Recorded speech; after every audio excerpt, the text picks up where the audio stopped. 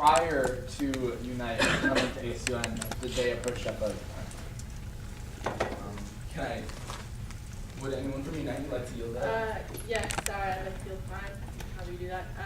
I know you. Okay, thank you. Yes, I did approach the athletic department, and I talked personally with Tom Osborne, and he is interested in hosting a for him. He said personally, and I, as far as he said that he is interested in hosting a for him, and he is definitely supportive of our group and what we stand for. Thank you. Yep. Senator Steele. Yeah, I'm just reading the bill. In the second to last, therefore be it further enacted clause, where it says attend upcoming educational opportunities, it kind of sounds like you have some in mind. What kinds of educational opportunities are coming up? Absolutely. The reason, again, when the process behind this bill came about, like specifically, I was at a meeting with Dr. Franco, Dr. Hacker, Dr. Alvarez, Andre Fortune from the Jackie Gone Multicultural Center, as well as members of Unite and the Nebraska Commission on Indian Affairs, I believe is what it's called. And we discussed things that the university can do, kind of ended on things that ASUN can do, again resulting in this. But things that university can do is basically do further support for Native American students. There's some classes that have only been taught once, so providing a venue for those classes to be taught again.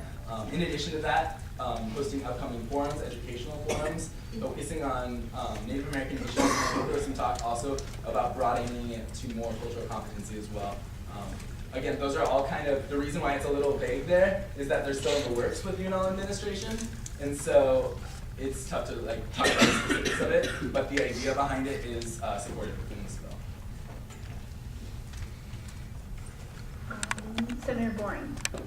I was just wondering, we talked a lot about how this doesn't limit free speech, it just enforces what the DSCC has the diversity plan. Do you think that it's in preparation for this bill, do you think that it's possible to really quantify what is acceptable and what is not acceptable, so that next year, a couple years down the line, we're not running into a situation where students saying, "Oh, we weren't aware, and we didn't know that wasn't acceptable." Even after maybe our educational efforts, it's not necessarily possible to quantify exactly what it is.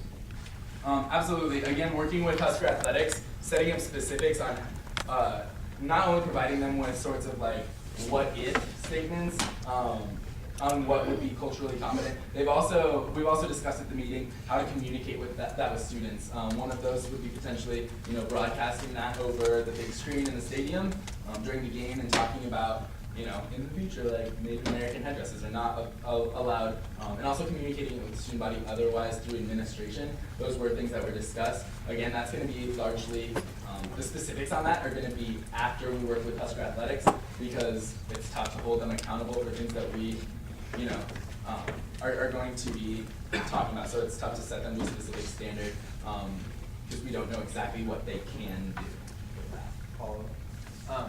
So, I guess, this incident deals with, Native American headdresses and the sign that they had. But I'm concerned about, future violations. Obviously, it's very clear through everything that has, been in the DN, we've discussed here, what athletics has said to Unite and all the student groups, that's not acceptable. But how can we possibly quantify what is acceptable for what students can and should be learning? That's my question. Right, absolutely. The question of the year, pretty much. Basically, I don't have a really good answer for you. It is a tough thing to quantify. And when we talk to Husker Athletics, I think that what we need to do is come to them with a lot of research. Definitely, in specific instances around the university, Brian Coburn, when he wrote his bill, he does have included a lot of that research. Again, that research could be used, I think, when we approach them, and I think that would be useful, and similar research that can be conducted. Dr. Alvarez also provided me with some that I actually don't have with me right now, actually, I'm sorry to say, but about that, mostly focused on mascots anyway, so it wouldn't have been very applicable. But doing research and coming to them with other examples so they know kind of what's expected out of the university for cultural competency. Again, in the plan, it says that attendance at those games is a privilege and not a thing that each student is due. And so when you show up in something that's culturally not acceptable, lot of times it's up to your intuition, and it's pretty easy to tell. And I think in this case, it should have been easy to tell. But past that, providing with examples will provide an avenue to at least, you know, narrow down and be more specific. It's tough to include everything, and I don't think any way of going about it can include everything. But I think you can make a good assessment at it and try to do as much as possible. Thank you. Senator Chalamet. Yes, I have two quick questions.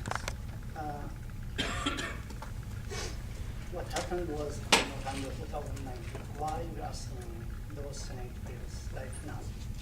And then for both bills. And then the other thing is, why we don't see just one bill and then all efforts are gathered? Because we see some good things in one, some great things in others, and then I think if we can reach one, and then we can decide. Please, advice. Would you like to direct your questions to Senator Shawna? And then, Okay. Oh, Okay, I'll start with the first question, which again, can you clarify again specifically? I lost your second question. Yeah, I mean, it's something happened in November. Oh. You are deciding what you to work on it now. Is it just you were aware, you were busy, or nobody approached us, we didn't know? Yeah, absolutely, and execs, please interrupt me if I'm attributing anything incorrect here. But from my understanding, the video came to ASUN's attention around the time, and no further action was taken after that, after some consideration. And you should be able to answer this better. And actually, can I just yield to you now? Because I don't feel comfortable. Sure. The execs, Megan, Amanda, and I all watched the video. Dr. Hecker had brought it to our attention, and wanted us to see if we knew the individuals. The way we were approached about it was very much, we need to find these individuals. It seemed very much like we need to find these individuals, we need to talk to them, which is not something that I think that ASUN is really comfortable with throwing students to people who are looking to condemn them, is the feeling that we were getting. We did take active efforts to work with athletics.